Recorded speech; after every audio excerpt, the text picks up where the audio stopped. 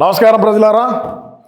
మన పార్టీ నేత అదేవిధంగా మన ముఖ్య నాయకుడు జగనన్నకు అత్యంత ప్రియ శిష్యులైనటువంటి అంబటి రాంబాబు గారికి మరొక 14 రోజులు రిమాండ్ విధించడం జరిగింది. సరే, రిమాండ్ దేనికి వేసినారు ఏందనేది ఒక చిన్న వీడియోని విశ్లేషణ చేద్దాం. ఎందుకంటే మనతో పాటు ఆయన కూడా అన్నను ప్రదానం చేయాలని చెప్పే కదా ఆహర్నిశలో పనిచేసి ఇప్పుడు అన్న కళ్ళల్లో ఆనందం చూడాలని అటువంటి వ్యాఖ్యలు చేసినాడు. అదేవిధంగా ముందుండేటువంటి కేసులన్నీ అంటే మనవాధికారంలో చేసినటువంటి ఘనకార్యాలు, చేసినటువంటి గొప్ప గొప్ప పనులు అవన్నీ ఇక్కడ కేసులు అయినా అవన్నీ ఇప్పుడు ఒక్కొక్కటిగా బయటకు వచ్చేటువంటి క్రమంలో మరి అన్నగారికి 14 రోజులు రిమాండ్ అయితే వేశారు. గుంటూరు ప్రిన్సిపల్ కోర్టు న్యాయమూర్తి తీర్పునిచ్చినాడు. ఎందుకు ఇచ్చాడు ఏంటంటే సత్తెనపల్లిలో సంక్రాంతి సంబరాల లక్కీ డ్రా టికెట్లో అవినీతి చేశాడు. మనం ఆ రోజుల్లో ఖచ్చితంగా మాట్లాడుకున్నాం.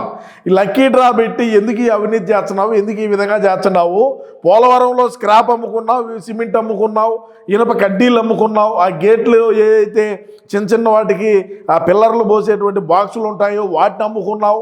ప్రతి ఒక్కటి కూడా పోలవరంలో స్క్రాప్ కింద అన్నీ అమ్మినావు కదన్నా. ఇప్పుడు మళ్ళా ఈ లక్కీ డ్రా పెట్టి ఎందుకు ఈ విధంగా అవినీతి చేస్తున్నావు అని మనం ఆ రోజుల్లో కూడా మాట్లాడుకోవడం ప్రజలారా దీని గురించే.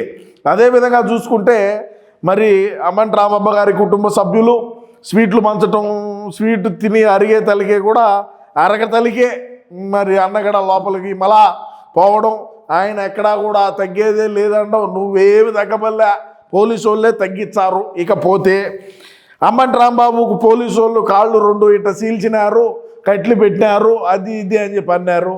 మరి అంబటి రాంబాబు గారికి పోలీసు వాళ్ళు ఆ విధంగా కాళ్ళు చీల్చి కట్లు పెట్టుంటే మరి ఈరోజు తగ్గేదే లేదని అంటాడా ఆయన? ఆ పోలీసు వాళ్ళ వ్యాన్లో కూర్చొని పెట్టినప్పుడు ఎక్కడా కూడా అంబటి రాంబాబుకి బ్రహ్మాండంగానే భోజనాలు అందిస్తూ ఉన్నారు, టయానికి మాత్రలు ఇస్తూ ఉన్నారు. అదే చేత్తో ఒక రంగు ప్యాకెట్ కూడా ఇస్తే బాగుండు. అయినా మనోడు అరే రంగు వేయడం లేదు కదా, ఇప్పుడు మనోడు రంగు కూడా వేయడం లేదు కాబట్టి సరే ఇబ్బంది ఏం లేదు. మరి రంగు వేసుకునేటువంటి వ్యక్తులకు ఇచ్చుంటే బాగుండు గతంలో. మరి సరే, ఏది ఏమైనప్పటికీ కూడా అంబటి రాంబాబు కేసు 14 రోజులు మరో రిమాండ్ వేశారు, మరో 14 రోజుల పాటు. మరి ఒక్కొక్కటిగా ఇప్పుడు పోలవరంలో స్క్రాప్ అని చెప్పి ఏదైతే అక్కడ దొబ్బేశారో అక్కడ ఉండేటువంటి పరికరాలు కావచ్చు, అక్కడ ఉండేటువంటి వస్తువులు కావచ్చు, వాటి మీద మరి ఎప్పుడు మళ్ళా పీటీ వారెంట్ వేసి మళ్ళా కోర్టుకు తీసుకొని వచ్చి మళ్ళా దొడుకొని పోతారు. మరి అదేవిధంగా ఇంకొక కేసు ఉండదు, ఏది ప్రమాదవశాత్తు ఒక మనిషి చనిపోతే మరి వాళ్ళ దగ్గర డబ్బులు అడుక్కున్నటువంటి ఆ కేసు ఒకటి ఉన్నది. మరి ఇంకా రకరకాలైనటువంటి సత్తెనపల్లిలో హోటల్లో చేసినటువంటిది అదొక ఘనకార్యం, ఆ కేసు ఒకటి ఉన్నది. మిర్చి యార్డ్ దగ్గర ఒక ఘనకార్యం చేశాడు, ఆ కేసు ఉన్నది. ఇంకా ఇరిగేషన్ ప్రాజెక్టులో చేసినట్టు ఏదే బలాల కింద పెట్టినట్టు, కాంట్రాక్టుల దగ్గర వసూళ్లు చేసినట్టు, ఇంకా రకరకాలైనటువంటి కేసులు ఉన్నాయి.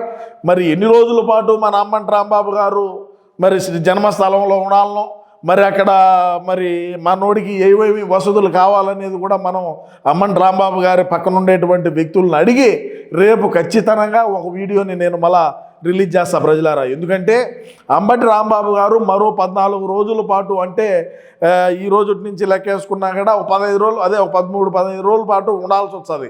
ఈ 15 రోజుల పాటు ఆయనకు కావాల్సినటువంటి సదుపాయాలు ఏంది, ఆయనకు ఏమేమి వసతులు కావాలనేది కూడా మనం వాళ్ళని అడిగి మనం ఖచ్చితంగా రాబోయేటువంటి రోజుల్లో, అంటే రేపే చేస్తాలే మరి రాబోయే రోజుల్లో ఏందే, రేపటి రోజున నేను ఖచ్చితంగా రాష్ట్ర ప్రజానీకానికి అందరికీ కూడా తెలియజేస్తానని చెప్పి తెలియజేసుకుంటూ, మనం ఆ రోజుల్లో మనం ముఖ్యమంత్రిగా ఉన్న మన అన్న ముఖ్యమంత్రిగా ఉండి మనం మంత్రులుగా శాసనసభ్యులుగా ఉన్నటువంటి రోజుల్లో మనం చేసినటువంటి పనులు ఏవైతే ఉన్నాయో వాటికే కదా ఈరోజు దేవుడి స్క్రిప్ట్ అంటే ఇదే కదా.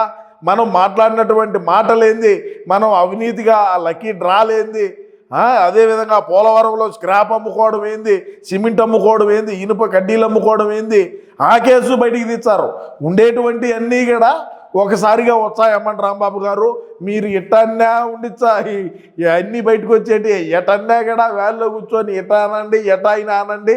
మరి ఆ రోజు మనం కొంపలో నుంచి పోలీసు వ్యాన్ లేకపోయే రోజు కన్నా ఇటనే కన్నా అని కన్నా ఉంటే బాగానే ఉండని కూడా నేను ఈ సందర్భంగా తెలియజేసుకుంటూ, ఎన్ని కోడిగుడ్లు పడి ఉంటాయో, ఎన్ని టమోటాలు పడి ఉంటాయో, ఎన్ని రాళ్ళు పడి ఉంటాయో, ఎంతమంది చేతులు పడి ఉంటాయో, ఎన్ని కట్లు పడి ఉంటాయో, ఆ రోజు పోలీసు వాళ్ళు కన్నా లేకుండా ఉంటే పోలీసు వ్యవస్థ లా అండ్ ఆర్డర్ అనేది మరి ఏ విధంగా పనిచేసింది అనేది కూడా అమ్మటి రాంబాబు గారికి బాగానే తెలిసి ఉంటుంది. మన ప్రభుత్వానికి ప్రస్తుతానికి ఈ కూటమి ప్రభుత్వానికి తేడా కూడా అమ్మటి రాంబాబు గారికి మొన్నే తెలిసి ఉంటుందని కూడా ఈ సందర్భంగా తెలియజేసుకుంటూ, అమ్మటి రాంబాబు గారికి కావాల్సినటువంటి సదుపాయాలు ఏందనేవి మనం నెక్స్ట్ వీడియోలో చూద్దాం.